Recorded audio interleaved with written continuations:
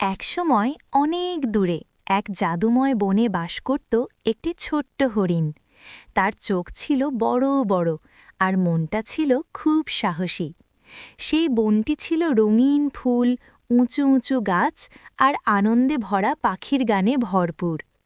প্রতিদিন সকালে সূর্যের আলো গাছের ফাঁক দিয়ে নেমে এলে ছোট হরিণটি খুশি মনে বনের ভেতর দৌড়ে বেড়াত। সব পশুপাখির সঙ্গে তার ছিল বন্ধুত্ব। কিন্তু একদিন হঠাৎ করে সব কিছু বদলে গেল।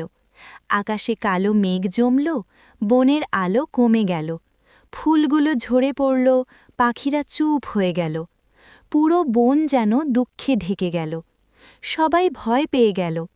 তখন ছোট হরিণটি জানতে পারল, বনের প্রাণশক্তি জাদুর স্ফটিকটি হারিয়ে গেছে। হরিণটি সাহায্য চাইতে গেল জ্ঞানী বুড়ো পেঁচার কাছে। পেঁচাটি ধীরে ধীরে বলল, পাহাড়ের ভেতর এক জাদুর গুহায় সেই স্ফটিক লুকানো আছে, কিন্তু সেখানে যেতে লাগে সাহস আর ভালো মন। ছোট হরিণটি ভয় পেলেও হাল ছাড়ল না।